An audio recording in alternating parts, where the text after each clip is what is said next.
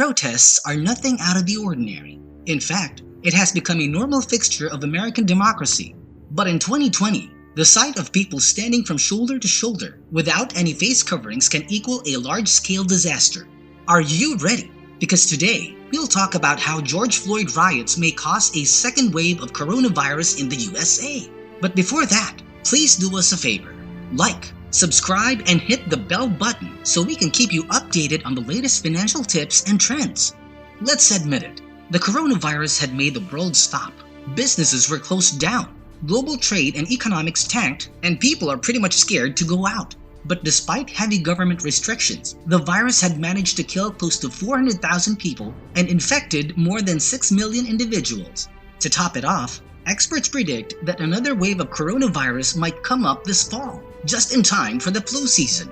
The problem is that given today's protest climate, experts believe it might come earlier than expected. That's because after months of the economic shutdown, people did exactly what experts had feared, and that's large-scale crowds.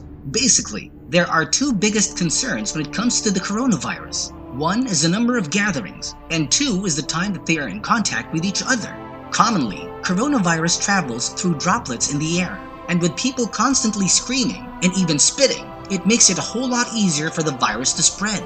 Then there's also the tear gas. The chemicals can make people cough, sneeze, their eyes water, and yes, pretty much listing down the best points of entry for coronavirus. According to John Torres from NBC News, tear gas also allows the virus to travel further, thus infecting more people. Experts fear that the more protests there are, the bigger chances they have of catching and spreading the virus. In fact, the factor of time and the number of crowds will most likely fuel another outbreak. Currently, the demonstrations span across different US states and into 75 cities. In a comprehensive study about coronavirus, results suggest that physical distancing is the best way to prevent the virus from spreading, even way better than wearing a mask. Today, experts warned that the possible coronavirus cases might shoot up. For example, in the business sector, MKM partners Charles Campbell warned their investors of a possible increase in COVID-19 cases. Even U.S. Surgeon General Dr. Jerome Adams shared the same concern on the possible spike of coronavirus cases. So, why are people so scared of mass gatherings?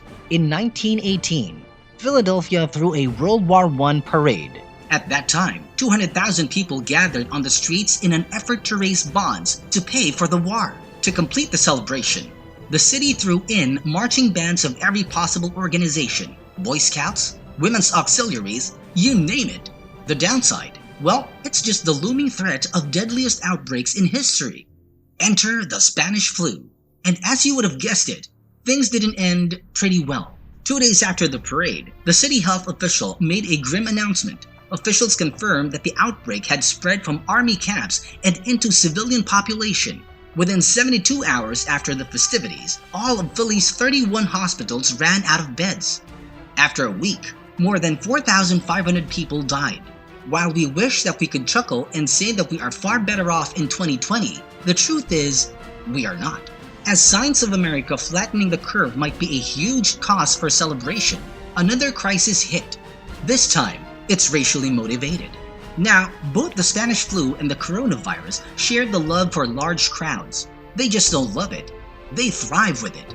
For example, while Philadelphia chose to host a parade, St. Louis, on the other hand, decided to close down. The city health officials urged schools to stop its classes, shut down movie theaters, and banned mass gatherings. While the city also had their fair share of infections, in a 2007 study, research shows that the peak mortality rate in St. Louis was only 1/8 of Philadelphia's death rate. The influenza rulebook also made experts worried in 2020. For months, health officials have been urging people to stay at home and avoid large crowds. But with the George Floyd protests, this pretty much goes out of the window. Now, the difference between the Spanish influenza and the COVID-19 virus is that it would take at least 14 days for people who were infected to get the symptoms. Most of the cases are detected in southern states like Mississippi, North Carolina, South Carolina and Tennessee, and Alabama.